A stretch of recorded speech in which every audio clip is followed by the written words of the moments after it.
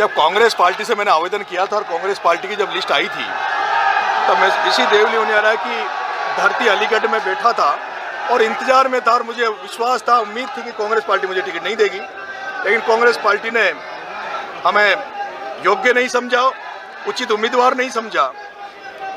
ये कोई बात नहीं, चलो हम योग्य नहीं थे, उचित नहीं थे, लेकिन हम चाहते थे, हमने कहा था कि कांग्रेस पार्टी एक ऐसे व्यक्ति को चुनाव लड़ाए जिसने कांग्रेस के लिए काम किया हो।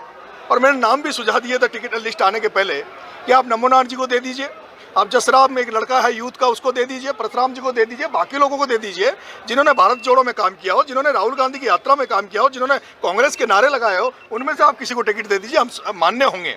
लेकिन मैंने आपको उसी दिन अलीगढ़ में जब आया था तब मैंने ये भी कहा था कि अगर भारतीय जनता पार्टी के नारे लगाने वाला व्यक्ति, मोदी के नारे लगाने वाला व्यक्ति, आरएसएस की विचारधारा वाले व्यक्ति अगर कांग्रेस पार्टी से टिकट लेके आएगा तो हम उसकी खिलाफत करेंगे, उसके खिलाफ उतरेंगे। एक नारा और दिया था बिकाऊ और टिकाऊ वाला, बिल्कुल तो मैंने दिया था। बीच कैसे टिकेंगे चुनावी सियासत की पिच पर आप?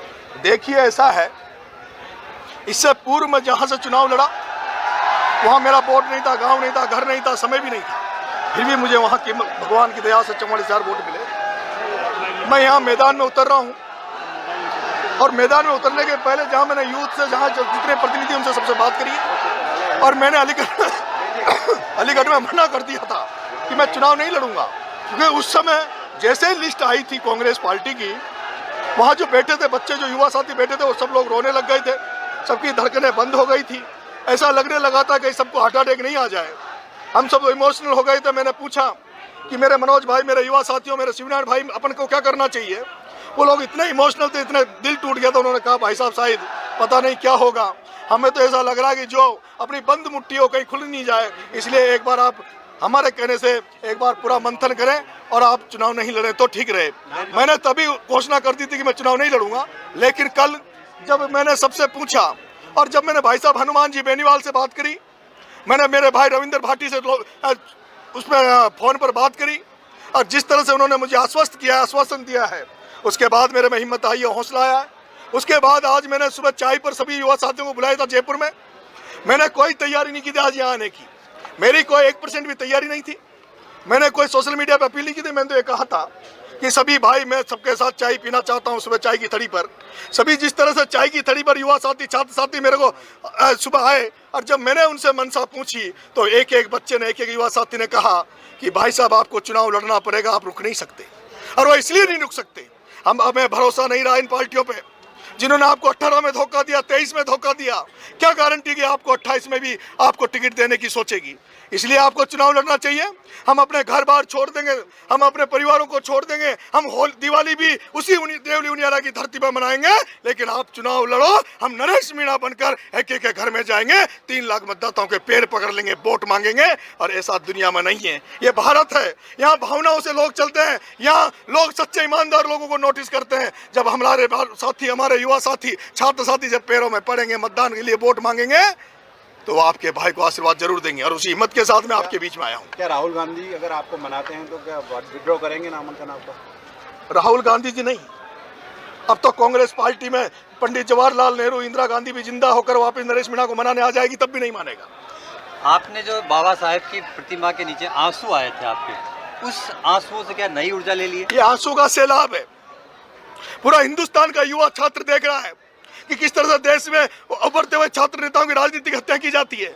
एक मेरा साथी जेएनयू में कन्हैया कुमार, एक हमारा साथी छात्र नेता कन्हैया कुमार जो कम्युनिस्ट था, वो भी बेचारा इस कांग्रेस के चक्कर में पड़ गया, कांग्रेस में चला गया।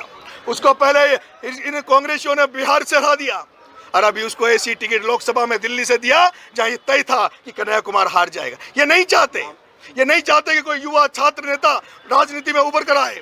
इसलिए ये राजस्थान में एक नई क्रांति उपचुनाव में पैदा होगी।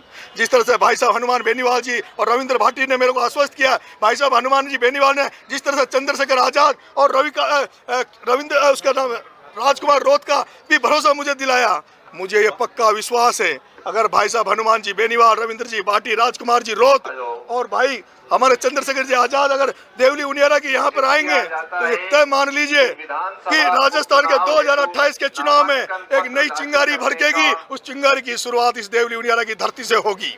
आजकल टिकट बिकने की बड़ी चर्चा है राजनीति में। अब ये बात छोड़िए, ये सब दुनिया को पता लग गया कि हरिश्चंद्र मीणा ने 8 करोड़ रुपए में केसी मीणा को टिकट बांटा है।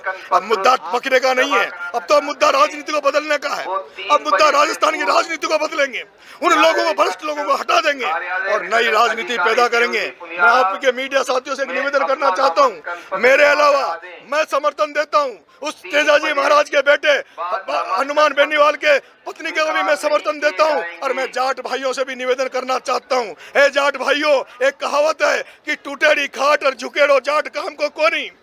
टूटेड़ी खाट और झुकेड़ो जाट काम को कोनी। तुम जिसको कांग्रेस में अगर किसी रतन चौधरी को टिकट दिया उसको बना दोगे, तुम बीजेपी का हेमंत डांगा को बना दोगे तो वो एक व्यक्ति बीजेपी के नारे लगाएगा, रतन चौधरी कांग्रेस के नारे लगाएगा। लेकिन अगर हनुमान बेनीवाल की पत्नी कनिका बेनीवाल को तुमने जिता दिया तो मेरे जाट भाइयों, वो तेजाजी महाराज की जय जयकार करेंगे। और मैं नरेश मीणा कह देना चाहता हूँ जाट भाइयों से, पूरे तेजाजी के वंशजों से मैं कह देना चाहता हूँ कि हनुमान बेनीवाल को कमजोर मत होने देना।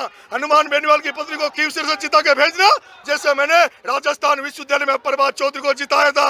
आने वाले समय में अब तक हनुमान बेनीवाल अकेला था, लेकिन जिस तरह से चंद्रशेखर आजाद उसके साथ खड़ा है, राजकुमार रोत उसके साथ खड़ा है, हाड़ौती से लेकर पूर्वी राजस्थान तक अब हनुमान बेनीवाल का छोटा भाई बनकर नरेश मीणा उनके साथ खड़ा रहेगा। जो सपना हम बहुत दिनों से देखते थे, आने वाले समय में किसान का 2028 के चुनाव में किसान के बेटे को मुख्यमंत्री बनाकर ही बस लेंगे, मुख्यमंत्री बनाकर ही रुकेंगे। मैं भाई रविंद्र भाटी से भी एक निवेदन करना चाहता हूँ, जिस तरह से गुर्जर मीणा के मतभेद थे, मनभेद थे, और जिस तरह से मैंने काम किया दोनों समाजों में, जिस तरह से मैंने गुर्जर मीणा समाज को एक कर दिया, भाई रविंद्र भाटी जी बड़ा दिल बता के, भाई हनुमान जी आप भी बड़ा दिल करके दोनों भाई उनियारा में एक मंच पे आ जाना।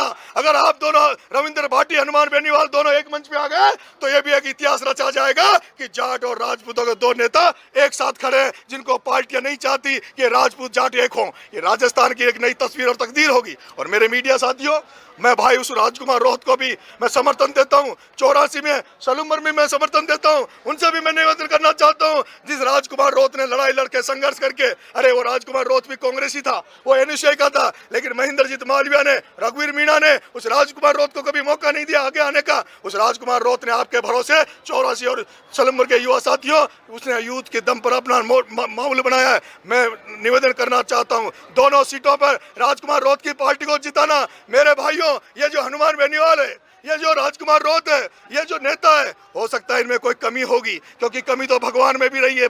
अगर कमी नहीं हो आदमी में तो हम भगवान बन सकते हैं। लेकिन मेरे भाइयों, गांव में एक कहावत है, ना मामा से तो काना मामा ठीक है। ये जो दुनिया में तुम्हें नेता नांगड़े दिख रहे हैं, ये जो नील लगा लगा के दिख रहे हैं, ये जो पैसे की राजनीति करते हैं, इनसे तो 1000 गुना अच्छा है हनुमान बेनीवाल, इनसे 1000 गुना अच्छा है राजकुमार रोहत, इनसे 1000 गुना अच्छा है वो चंद्रशेखर आजाद, जिसमें गोलियां चली लेकिन वो रुका नहीं। और चंद्रशेखर आजाद जिसने गोलियां चलने के बाद भी यूपी से निर्दलीय चुनाव जीत कर आया। और मुझे जब दुख हुआ जब चंद्रशेखर आजाद को हराने के लिए प्रियंका गांधी वहां उसके विधान लोकसभा में पहुंची, वहां और लोग भी उसके लोकसभा में पहुंचे। इसलिए मेरे युवा साथियों, 84 में भी और जिताना, सलूमर में राजकुमार रोहत को जिताना, और खींवसर में सभी जाट भाइयों से निवेदन है, ये डमी कैंडिडेट है, ये जो एजेंट है बीजेपी कांग्रेस के डांगा और ये रतन चौधरी, इनको हराकर मेरे बड़े भाई हनुमान को जिता कर लाना। क्या नरेश मीणा का कांग्रेस से अब संबंध, नाता पूरी तरह टूट चुका है? आज से पूरी तरह से टूट चुका है। विधानसभा में चुनाव अगर जीतता हूं, और जिन शेरों का, जिन टाइगरों का, इन महान पुरुषों का नाम मैं ले रहा हूं, अगर ये सच्चे मन से एक साथ बैठे तो हनुमान बेनीवाल का सपना पूरा करेंगे। रविंद्र भाटी जिस मकसद से राजनीति में आया, निर्दलीय जीत कर आया है, उस रविंद्र भाटी का मकसद पूरा करूंगा। यहाँ पर जो भाई राजकुमार रोहत का जो मकसद है आगे जाने का, उस मकसद को पूरा करूंगा। इनसे सबसे जूनियर में हो गया राजनीति में, उम्र में राजकुमार, मैं हनुमान से छोटा हूँ लेकिन राजकुमार से बड़ा हूँ, मैं भाई रविंद्र से बड़ा हूँ, लेकिन उम्र में राजनीति में मैं छोटा कद हो गया, मैं जूनियर हो गया। तो मैं जूनियर बनकर ही भाई रविंद्र को राजनीति में बड़ा भाई मानूंगा। भाई हनुमान जी हमसे राजनीति में भी बड़े हैं और हमसे वैसे उम्र में भी बड़े हैं। हम सब लोग एक दिल से एकजुट होकर इस राजस्थान की राजनीति को बदलेंगे। ऑफर क्यों ठुकरा दिया आपने चुनाव लड़ने आएगा? बीएपी से जो ऑफर मिला था उसको देखिए, मैं भाई साहब हनुमान जी बेनीवाल से मिला था। आज मैं चाहता हूं, मुझे जिस तरह से सर्व समाज का आशीर्वाद मिल रहा है, सर्व समाज के बुजुर्गों का आशीर्वाद, यूथ का साथ मुझे मिल रहा है, मैं चाहता हूं मैं सभी धर्मों को, सभी जातियों को एक साथ लेकर आगे बढ़ूं, स्वच्छ राजनीति करूं, ईमानदार की राजनीति करूं, जो आज कहीं गायब हो गई है, कहीं गायब हो गई है। एक हरिश्चंद्र मीणा जो बीजेपी से चुनाव लड़ता है, यहाँ आकर कांग्रेस से चुनाव लड़ता है। कई लोग यहाँ वो कहता है हरीशचंद्र मीणा, तू तेरी दुकान खोलना चाहता, तू चाहता 2028 में ये जो डमी कैंडिडेट उतारा है वो हार जाए, फिर मैं 2028 में कैंडिडेट को कहूंगा कि अब लोकलों में दम नहीं है, स्थानीय प्रत्याशियों में दम नहीं है, दम है तो हरीशचंद्र में है, और फिर तू चुनाव लड़ेगा। नरेश मीणा आ गया, हरीशचंद्र मीणा देवली उनियारा की धरती पर। जिस तरह से प्रमोद जैन भाई की दुकान को बंद करके 12 से आया हूँ, उसी तरह से देवली उनियारा से हरीशचंद्र मीणा तेरी दुकान बंद कर दूंगा, 200 से मुरारी लाल मीणा तेरी दुकान बंद कर दूंगा, और ये जो राजनीति, जो पैसे की राजनीति कर रहे हैं, इनको घर बिठा देंगे ठिकाने। मुकाबला राजेंद्र गुर्जर से है या कस्तूरचंद मीणा से? अभी आप देख लीजिए थोड़े दिन बाद में। आज की स्थिति में मेरी टक्कर राजेंद्र गुर्जर से रहेगी 2 दिन 3 दिन। बीजेपी आज खुश हो रही होगी कि चलो केसी तो गया, केसी की जमानत तो जब्त हो गई नरेश के आने से, लेकिन 3-4 दिन पहले, क्योंकि आज जो पुलिस का प्रशासन का सपोर्ट मुझे दिख रहा है, उनको इशारा होगा बीजेपी वालों का कि अभी तो नरेश की मदद करो। लेकिन मैं कह देना चाहता हूँ, वो बीजेपी वाले 4 दिन बाद में केसी को नजरअंदाज कर देंगे, वो नरेश मीणा से अपनी टक्कर मानेंगे, और वो प्रशासन का दुरुपयोग करेंगे, सरकार का दुरुपयोग करेंगे। लेकिन भारतीय जनता पार्टी वालों, मेरा नाम नरेश मीणा है। जितने बड़ी चट्टानों से मैं टकराता हूँ, जितने बड़े लोगों से मैं लड़ता हूँ, उतनी ऊर्जा मेरे अंदर आती है, उतनी मेरी सेना में ऊर्जा आती है। अगर कहीं सरकार का दुरुपयोग करने की कोशिश करी, सत्ता का गलत